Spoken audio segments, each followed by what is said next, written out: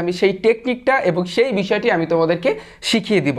দেখো, তোমরা অনেকেই আমার কাছে জিজ্ঞেস করেছো যে ভাইয়া আমরা কিভাবে জাস্ট একটা ডায়লগ মুখস্থ করে অনেকগুলো ডায়লগ লিখতে পারি, এই বিষয়টি আমাদেরকে একটু শিখিয়ে দেন। দেখো, এখন এই জায়গাতে দেখতে পারতেছো আমি কিন্তু অনেকগুলো ডায়লগ এই জায়গাতে তুলেছি। এখন এই ডায়লগের ক্ষেত্রেও কিন্তু কথা আছে। কি কথা আছে? ডায়লগের ভিতরে কিন্তু তোমার ভালো দিক আছে এবং খারাপ দিক আছে, দুইটা দিক আছে।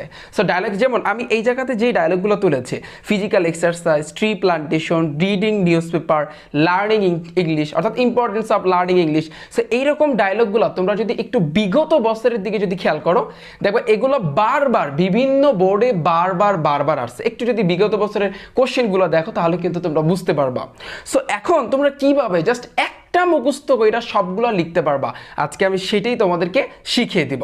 এখন আমি যে কথাটা বলেছি যে ভাইয়া ডায়লগের ক্ষেত্রেও বিভিন্ন রকমের কি আছে, টাইপ আছে। টাইপ মানে হচ্ছে কিন্তু তোমার নিয়ম। যেমন এই জায়গাতে physical exercise, tree plantation, reading news paper, এই যে এইখানে আমি যতগুলো তুলেছি এগুলো হচ্ছে কিন্তু ভাইয়া ভালো দিক। আবার খারাপ দিকও আছে। খারাপ দিক কিরকম? যেমন ইফেক্ট অফ স্মোকিং, ধূমপানের ক্ষেত্রে আছে, ড্রাগ এডিকশন আছে, রাইট? সো এরকম এগুলো হচ্ছে কিন্তু ভাইয়া খারাপ দিক। সো এই ক্ষেত্রেও কিন্তু তোমার টাইপ আছে। সো আমি সব কিছু নিয়ে, অর্থাৎ সবগুলো ডায়লগ নিয়ে আমি তোমাদের সাথে আলোচনা করব যে কোন ক্ষেত্রে কোন ডায়লগটা তুমি যদি মুখস্থ করো তাহলে ওইটা যদি তুমি অ্যাপ্লাই করো তাহলে তোমার হয়ে যাবে। সো আজকে আমি তোমাদের সাথে অর্থাৎ যেই ডায়লগটা নিয়ে আলোচনা করব যেটা হচ্ছে কিন্তু ভাইয়া ভালো দিক, অর্থাৎ এই ডায়লগটা যদি তোমরা শিখো, এই ডায়লগটা আজকে যেটা শিখাবো সবগুলা ডায়লগে তুমি অ্যাপ্লাই করতে পারবা, সবগুলা ডায়লগে। ঠিক আছে? এই যে দেখো, physical exercise, tree plantation, importance of reading news paper, importance of learning English, early rising আছে, মর্নিং ওয়াক আছে। সো এই যে এখানে আমি অনেকগুলো ডায়লগ আমি কিন্তু এই জায়গাতে তুলেছি।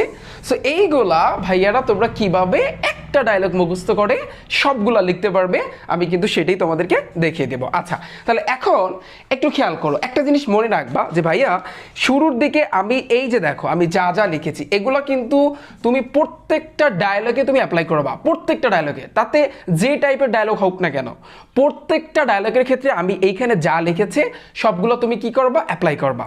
ঠিক আছে? দেখো এইখানে আমি যদি ছোট্ট করে বলি, এখানে রাকিব লিখেছি আর করিম লিখেছি, মানে দুইজনের নাম আমি এখানে লিখেছি। সো তোমার সুবিধার্থে তুমি নাম লিখতে পারো, ওকে? কোশ্চেনে যা বলবে সেই অনুযায়ী অথবা তোমার সুবিধা মতো তুমি লিখতে পারো। ফার্স্টে আমি এই জায়গাতে কি লিখেছি, প্রত্যেকটা ডায়লগের ক্ষেত্রে আমি বলেছি ভাইয়া তুমি অ্যাপ্লাই করবা।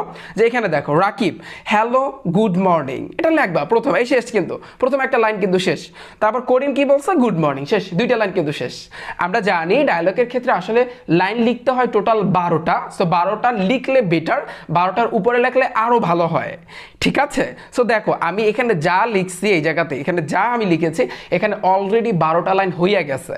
ঠিক আছে? একবার যদি মুখস্থ করতে পারো ভাইয়া আর কিচ্ছু লাগবে না, প্রত্যেকটা ডায়লগে তুমি অ্যাপ্লাই করতে পারবা। সো আমি একেবারে অর্থ সহকারে তোমাদেরকে বুঝাই দেবো, অর্থ সহকারে।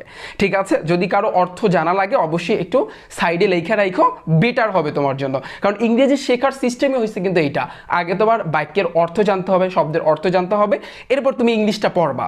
ঠিক আছে? তাহলে দেখো এখানে একটু খেয়াল করো। So Rakib hello good morning, Karim good morning, সবগুলো ডায়লগের ক্ষেত্রে। এরপরে দেখো রাকিব হাউ আর ইউ, তুমি কেমন আছো, এটা আমরা জানি, হাউ আর ইউ, তুমি কেমন আছো। করিম কি বলছে? I am fine and you, আমি ভালো আছি, আই এম ফাইন, আমি ভালো আছি। অ্যান্ড ইউ, তুমি কি ভালো আছো, মানে কোশ্চেন করছে। সো আমি আশা করি এটা সবাই জানো।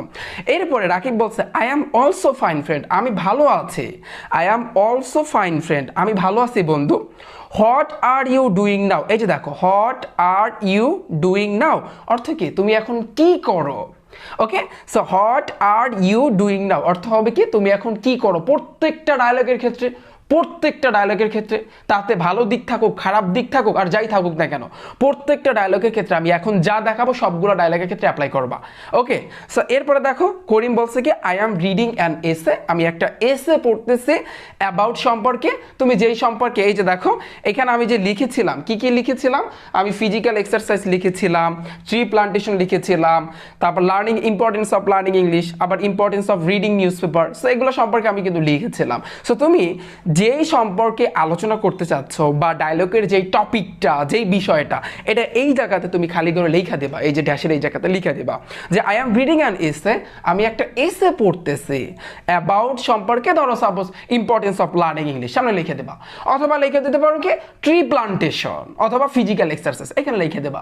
এরপরে রাকিব কি বলবে, ইয়েস হ্যাঁ it is very important for us, yes হ্যাঁ এটা হচ্ছে আমাদের জন্য খুবই গুরুত্বপূর্ণ, it is very important for us, এটা আমাদের জন্য ভাইয়া খুবই গুরুত্বপূর্ণ। ঠিক আছে, এরপরে দেখো করিম কি বলবে, যে এখানে বলছে ইয়েস হ্যাঁ I want to discuss you, I want, I অর্থ আমি, ওয়ান্ট অর্থ হচ্ছে কি চাই, আমি চাই, টু ডিসকাস আলোচনা করতে, ডিসকাস অর্থ হচ্ছে কি আলোচনা করতে, উইথ অর্থ কি সাথে, ইউ তোমার সাথে, অ্যাবাউট সম্পর্কে যেটা সম্পর্কে তুমি আলোচনা করবা, ছোট্ট করে এখানে লিখে দেবা। Okay clear? কি বলেছি যে করিম কি বলবে, ইয়েস হ্যাঁ I want to discuss you, I want আমি চাই, টু ডিসকাস ইউ তোমার সাথে আলোচনা করতে, অ্যাবাউট সম্পর্কে, কি সম্পর্কে, লার্নিং ইংলিশ না ফিজিক্যাল এক্সারসাইজ না ট্রি প্লান্টেশন, যেটা হয় সেটা এখানে লিখে দেবা। ওকে এরপরে আসি রাকিব কি বলবে, যে অবভিয়াসলি অবশ্যই, অথবা তুমি অবভিয়াসলির এক্সচেঞ্জে, অবভিয়াসলির পরিবর্তে তুমি অফকোর্সও লিখতে পারো। অফকোর্স অর্থ কি অবশ্যই, তুমি যেটা লাগো সেটাই হবে, অফকোর্স লেখাটাই বেটার। সো অফকোর্স ধরো আই অ্যাম রেডি, আমি প্রস্তুত আছি। সো টু টেল ইউ, টেল অর্থ হচ্ছে কি ভাইয়া বলা, টু টেল ইউ তোমার সাথে হচ্ছে বলতে, whatever you wish to know তুমি যেটা জানতে চাচ্ছ, এই যে দেখো হোয়াট এভার ইউ তুমি উইশ ইচ্ছা করেছো, টু নো জানার জন্য ইচ্ছা করেছো বা জানতে চাচ্ছ, তাহলে এই লাইনটার অর্থ কি হবে, অবভিয়াসলি অবশ্যই, অথবা অফকোর্স ইউজ করতে পারো, অফকোর্স অবশ্যই, I am ready to tell you আমি তোমার সাথে বলতে প্রস্তুত আছি, রেডি অর্থ হচ্ছে কিন্তু প্রস্তুত আছি, whatever you wish to know তুমি যা জানতে চাচ্ছ এই সম্পর্কে। ওকে স্যার এতটুকু বুঝছো? তাহলে দেখো তো এখানে কয়টা লাইন হয়েছে, 1 2 3 4 5 6 7 8 9, তাহলে এখানে কয়টা লাইন হয়েছে ভাইয়া, 9টা লাইন অলরেডি হয়ে গেছে। ডায়লগের ক্ষেত্রে আমরা জানি 12টা লাইন লিখতে হয়, সো আমাদের 9টা শেষ। এরপরে দেখো ভাইয়া কি লিখবা, এরপরে হচ্ছে কিন্তু এখানে একটু খেয়াল করো, এরপরে আমি এই জায়গাতে লিখে রেখেছি তোমাদের জন্য, এই যে দেখো খেয়াল করো, এরপরে ভাইয়া তোমার লিখতে হবে কি এই জায়গাতে, করিম কি বলবে এরপরে, করিম এই জায়গাতে কিন্তু আমি দেখো ফাঁকা জায়গায় রাখছি, আবার রাকিবের জায়গায় কিন্তু ফাঁকা জায়গা রাখছি। এই দুইটা লাইনের ক্ষেত্রে আমি কি করেছি, ফাঁকা জায়গা রাখছি কেন, কারণ এইখানে কিছু গুরুত্বপূর্ণ তোমার কথা লিখতে হবে, যদি ভালো দিক হয় তাহলে ভালো দিকের কথা লিখতে হবে, যদি খারাপ দিক হয় তাহলে তোমার খারাপ দিকের কথা লিখতে হবে। সো সেটা আমি অবশ্যই তোমাদেরকে দেখাবো, ঠিক আছে? এছাড়াও যদি তোমরা মুখস্থ করতে না পারো, যদি এই দুইটা লাইন আমি দেখাবো যে কীভাবে তোমরা শর্টকাটে লিখবা, আমি এই কিছুক্ষণ পরেই দেখাবো।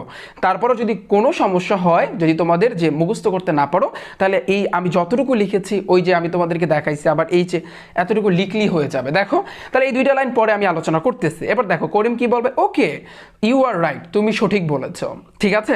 এবার রাকিব কি বলবে, I am very glad, glad অর্থ কি আনন্দিত, গ্লাড অর্থ হচ্ছে কি আনন্দিত, একটু মনে রাখো, কষ্ট করে মনে রাখো, কারণ একটা বাক্যের অর্থ জানলে তোমার দেখবা ওটা খুব দ্রুত গতিতে তোমার মুখস্থ হয়ে যাবে, ঠিক আছে? সো একটু মাথায় রাখো, আই এম ভেরি গ্লাড আমি খুবই আনন্দিত, টু টক অর্থ হচ্ছে কি বলা, কথা বলা, so to talk to you তোমার সাথে কথা বলে। ওকে তাহলে এই পুরো লাইনটার অর্থ কি হবে, I am very glad to talk to you আমি তোমার সাথে কথা বলে খুবই আনন্দিত। আই হোপ আমি আশা করি, আশা করি হতে পারে, অথবা আমি ইচ্ছা করেছি এরকমও হতে পারে। So I hope to meet you, meet অর্থ হচ্ছে কি সাক্ষাৎ করা, ইউ অর্থ কি তোমার, আমি তোমার সাথে সাক্ষাৎ করার ইচ্ছা করেছি। সুন অর্থ হচ্ছে কিন্তু ভাইয়া শীঘ্রই, তাহলে এই লাইনটার অর্থ কি হবে, I hope to meet you soon আমি তোমার সাথে শীঘ্রই সাক্ষাৎ করার ইচ্ছা করেছে, ঠিক আছে, বা আশা করেছি। ওকে সো এতটুকু বুঝতে পেরেছো। এবার করিম বলবে ইউ আর ওয়েলকাম, সো শেষ। এবার আবার রাকিব বলবে কি থ্যাংক ইউ, তোমাকে ধন্যবাদ, শেষ। এখন তুমি যদি একটু লাইন হিসাব করো যে ভাইয়া আমি বলছি এই যে যতটুকু তোমাদের সাথে আলোচনা করেছে প্রত্যেকটা তোমার হচ্ছে ডায়লগের ক্ষেত্রে তুমি এটা অ্যাপ্লাই করো, প্রত্যেকটা ডায়লগের ক্ষেত্রে, ঠিক আছে, প্রত্যেকটা ডায়লগের ক্ষেত্রে। ওকে সো এখন একটু দেখো খেয়াল করো, তাহলে আমাদের লাইন হয়েছে কয়টা দেখো, সো 1 2 3 4 5 6 7 8 9, এখানে তো 9টা হয়েছিল তাই না, আর তারপর হচ্ছে এই দুইটা বাদ দাও, এই দুইটা বাদ দাও, পরে 10 11 12 13, দেখো অলরেডি এই দুইটা বাদে আমাদের 13টা লাইন হয়ে গেছে। ডায়লগের সিস্টেম আছে তোমার কিন্তু 12টা লাইন লিখতে হয়, ঠিক আছে, কমপক্ষে। সো অলরেডি তোমার 13টা লাইন হয়ে গেছে। এখন তুমি যদি কোনোভাবে এই দুইটা লাইন বানায়া লিখতে পারো তাহলে তো কোনো কথাই নেই, একেবারে ফুল মার্ক দিবে। ওকে, আমার কথা বুঝতে পেরেছো? এখন এই দুইটা লাইনের জায়গায় ভাইয়া তুমি কি লিখবা? দেখো, যেহেতু আমি তোমাদের সাথে আলোচনা করতেছি এই ডায়লগ নিয়ে, কোন ডায়লগ? এই যে দেখো, ফিজিক্যাল এক্সারসাইজ, ট্রি প্লান্টেশন, এগুলো হচ্ছে কিন্তু ভালোর দিকে। যেমন ট্রি প্লান্টেশন, এটা কি খারাপ না ভালো? অবশ্যই ভালোর দিকে। ইম্পর্টেন্স অফ লার্নিং ইংলিশ, তারপর হচ্ছে আর্লি রাইজিং, তারপর মর্নিং ওয়াক, এগুলো সব কিছু হচ্ছে কিন্তু ভালোর দিকে, রাইট? সো সেহেতু এখন তোমার কি করতে হবে? এখন একটা জিনিস তোমার শিখতে হবে। এই জিনিসটা আমি তোমাদেরকে একটু শিখায় দেবো। এই যে দুইটা লাইনের পরিবর্তে কি লাগবে খেয়াল করো। এইখানে দেখো, আমি কিন্তু এখানে লিখেছি ভাইয়া গুড সাইট। কি লিখেছি? I believe. ওই যে দুইটা লাইন, ওই দুইটা লাইনের জায়গায় তোমার একটু বানিয়ে লিখতে হবে কষ্ট করে, যে আই বিলিভ, আমি বিশ্বাস করি। তুমি যদি ফুল মার্ক পাইতে চাও, তাহলে এই যে লাইনটা আমি এখানে লিখেছি, এটা একটু কষ্ট করে তোমার পড়তে হবে। এখন অনেকে বলবা যে ভাইয়া এই লাইনটা মুখস্থ না করলে হয় না, এই এতটুকু মুখস্থ না করলে হয় না। আমি বলবো হয়, তবে তোমাকে ফুল মার্ক দিবে না, ঠিক আছে? একটু তো কিছু লিখতে হবে, তাই না? সো আই বিলিভ দ্যাট, আমি বিশ্বাস করি যে, তুমি জানো ড্যাশ টপিক, এই ড্যাশ টপিকের জায়গায় কি হবে? তুমি যদি ইম্পর্টেন্স অফ লার্নিং ইংলিশ নিয়ে আলোচনা করো, এখানে বসাই দেবা। তুমি যদি ট্রি প্লান্টেশন নিয়ে যদি আলোচনা করো, তাহলে সেক্ষেত্রে ট্রি প্লান্টেশন বসাই দেবা এখানে। তাহলে কি?